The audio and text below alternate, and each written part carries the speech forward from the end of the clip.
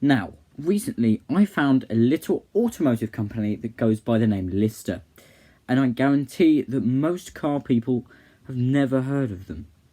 But I love Lister, and I'm going to explain why.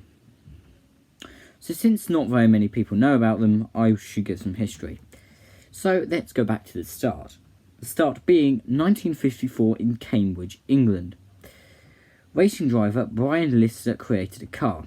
It had a tubular ladder chassis and a tuned MG engine. The car debuted at the British Empire Trophy at Alton Park in 1954, being driven by Archie Scott Brown.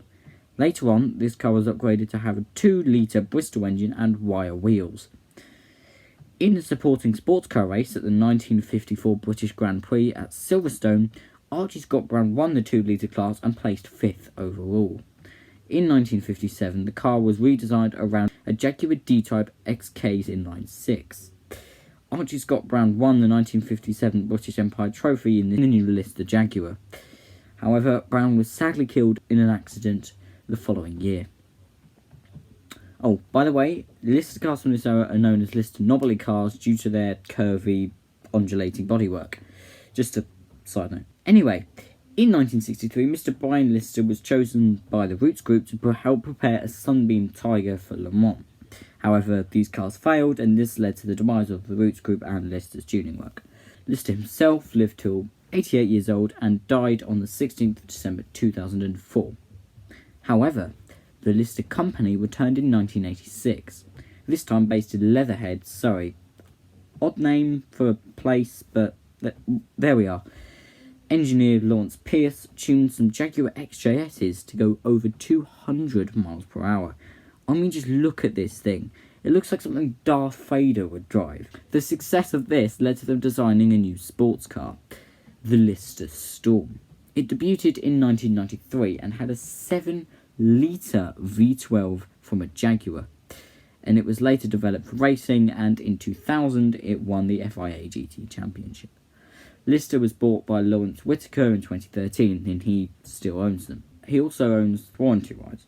The current lineup consists of the Lister Knobbly. That name doesn't sound mildly inappropriate at all. There was also the Lister Costin, the Lister Knobbly Sterling Moss edition, which is an exact replica of the one which Sterling Moss drove in 1958, and you can also buy like a rolling chassis.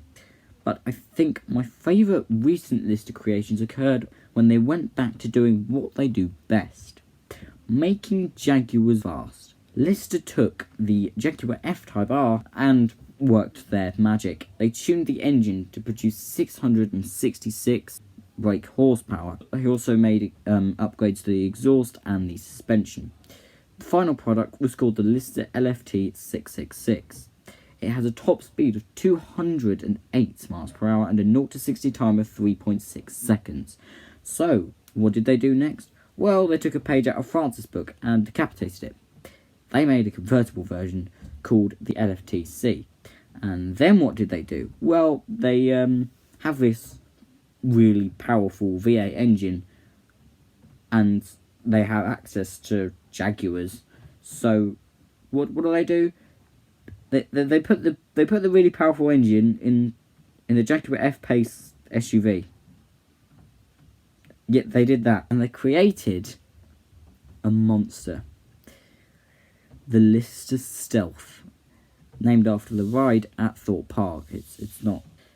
It has a top speed of 195 miles per hour. Yes, more than a Urus, and more than a DBX, and goes from 0 to 60 in 3.6 seconds. And that is why I love Lister. They make just the most bonkers and just awesome cars. They're just so crazy. That's why I love them. When I first found out about the LFT666 and the Stealth, my jaw just dropped. That brings this video to a close. If you did enjoy, please do leave a like and subscribe, please, whatever. Anyway, goodbye.